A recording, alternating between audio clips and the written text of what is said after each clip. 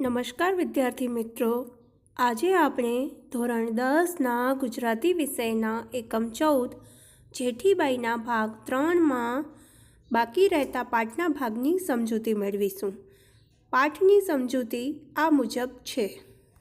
અરજીની આજુબાજુ ચારે તરફ એક સુંદર ફૂલવેલ પણ છાપીને ગોઠવી દીધી. આખી ઓઢણી પર આ અરજી એવી કળાપૂર્વક તૈયાર કરવામાં આવી હતી કે જોનાર એને જોઈને જ ચકિત થઈ જાય. અરજીમાં માતબર હિન્દુ ગૃહસ્થોની સહીઓ પણ લઈ લેવામાં આવી હતી. ધર્મને નામે ચાલતા જુલમોનો એમાં આબેહૂબ ચિત્તાર હતો. અરજીની આજુબાજુ ચારે તરફ એક સુંદર ફૂલવેલ પણ છાપીને ગોઠવી દીધી હતી અને આખી ઓઢણી પર આ અરજી એવી કળાપૂર્વક તૈયાર કરવામાં આવી હતી કે જોનાર એને જોઈને જ આશ્ચર્યચકિત થઈ જાય. આ અરજીમાં મોટા પ્રમાણમાં હિન્દુ ગૃહસ્થોની સહીઓ પણ લઈ લેવામાં આવી હતી અને ધર્મને નામે ચાલતા જુલમોનો એમાં આબેહૂબ તાદ્રશ ચિત્તાર કરેલો હતો. આ અરજી છાપેલી ઓઢણીને સુંદર કિનખાબની થેલીમાં મૂકીને જેઠીબાઈએ પ્રવાસની તૈયારી કરવા માંડી. દીવ બંદરેથી વહાણોમાં ઉપડીને 2 અઠવાડિયા પછી પોર્ટુગલની ધરતી પર પગ મૂક્યો. આ અરજી છાપેલી ઓઢણીને સરસ કિનખાબની થેલીમાં મૂકીને જેઠીબાઈએ પોતાના પ્રવાસની તૈયારી કરવા માંડી અને દીવ બંદરેથી વહાણમાં બેસીને 2 અઠવાડિયા પછી પોર્ટુગલની ધરતી પર પગ મૂક્યો. અહીં આવી પોર્ટુગલના ગવર્નરના 2 મોટા અધિકારીઓની જેઠીબાઈએ મુલાકાત લીધી. એકનું નામ હતું એન્ટોનિયો મેલો દ કેસ્ટ્રો અને બીજાનું નામ હતું એનલી કેસ્ટ્રો દ રાલ. આ બંને અધિકારીઓએ ઘણી સહાનુભૂતિથી જેઠીબાઈને મુલાકાત આપી. એની બધી હકીકત પણ ધ્યાનમાં લીધી. આ મુલાકાત વખતે જેઠીબાઈ ધોળે દિવસે હાથમાં સળગતી મસાલ લઈને ગઈ હતી.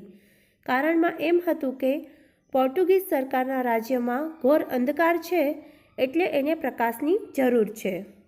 પોર્ટુગલની ધરતી પર આવીને પોર્ટુગલ ગવર્નરના 2 મોટા અધિકારીઓની જેઠીબાઈએ મુલાકાત લીધી, જેમાં એકનું નામ હતું એન્ટોનિયો મેલો દ કેસ્ટ્રો અને બીજાનું નામ હતું એનલી કેસ્ટ્રો દ રાલ. આ બંને અધિકારીઓએ ખૂબ જ સહાનુભૂતિથી જેઠીબાઈને પોતાની મુલાકાત આપી અને બધી જ હકીકત વાસ્તવિકતા ધ્યાનમાં પણ લીધી. આ મુલાકાત વખતે જેઠીબાઈ દિવસે હાથમાં સળગતી મસાલ લઈને ગયા હતા અને કારણ એ હતું કે પોર્ટુગીઝ રાજ્યના સરકારમાં ઘોર અંધકાર છે, માટે એને પ્રકાશની જરૂરત છે. આ પ્રયોગે ઉભય અધિકારીઓ પર ભારે અસર કરી. આ ઓફિસરોએ એ વખતની પોર્ટુગલની રાણી ડોન લ્યુઝાની મુલાકાતની સગવડ કરી આપી.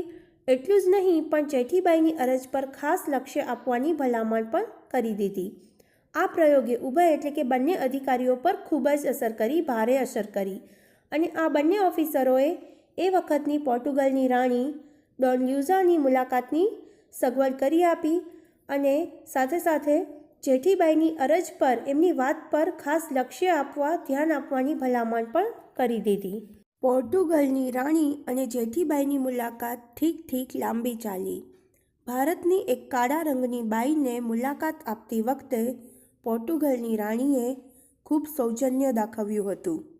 જેઠીબાઈએ હૃદય ખોલીને બધી હકીકત રજૂ કરી અને ભારતીય કળાની છાપેલી ઓઢણી રાણીને ભેટ કરી. ઓઢણીની અંદર મોટા અક્ષરે છાપેલી અરજી વાંચીને રાણી તો આશ્ચર્યમુગ્ધ બની ગઈ. અરજીની કરુણ કહાણીએ તેની આંખોમાં આંસુ આણી દીધા.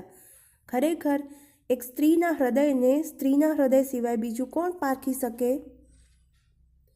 પોર્ટુગલની રાણી અને જેઠીબાઈ વચ્ચેની મુલાકાત લાંબી ચાલી અને ભારતની એક કાળા રંગની બાઈએ એટલે ભારતીય નારીને મુલાકાત આપતી વખતે પોર્ટુગલની રાણીએ ખૂબ જ સૌજન્ય દાખવ્યું, પોતાની સજ્જનતા દેખાડી. જેઠીબાઈએ હૃદય ખોલીને, મન ખોલીને બધી જ હકીકત વાસ્તવિકતા હતી એ રજૂ કરી અને ભારતીય કળાની છાપેલી ઓઢણી રાણીને ભેટ રૂપે આપી. ઓઢણીની અંદર મોટા અક્ષરે છાપેલી અરજી વાંચીને રાણીને નવાઈ લાગી, એ આશ્ચર્યમુગ્ધ બની ગઈ. અરજીની કરુણ કહાણીએ તેની આંખોમાં આંસુ આણી દીધા એટલે એમને સત્ય હકીકતની જાણ થઈ, માટે એમને દુઃખ લાગ્યું. ખરેખર એક સ્ત્રીના હૃદયને સ્ત્રીના હૃદય સિવાય બીજું કોણ પારખી શકે?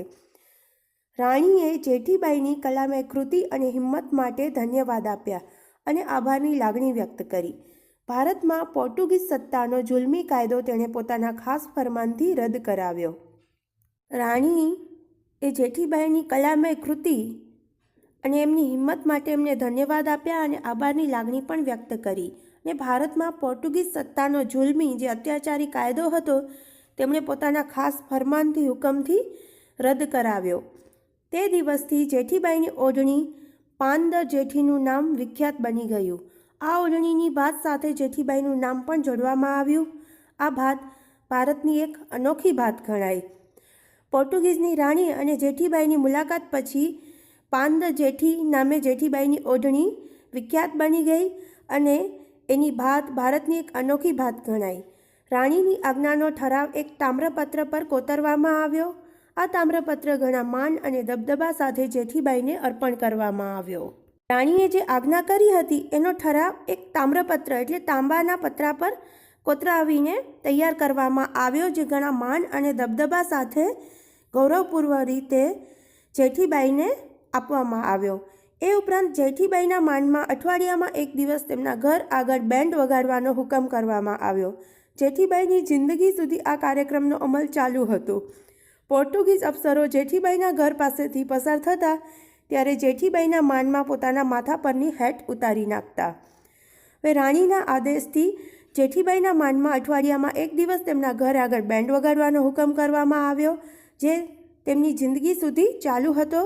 તે સિવાય જ્યારે પણ પોર્ટુગીઝ અફસરો જેઠીબાઈના ઘર પાસેથી પસાર થતા ત્યારે એમના માનમાં પોતાની હેટ એટલે ટોપી ઉતારી નાખતા.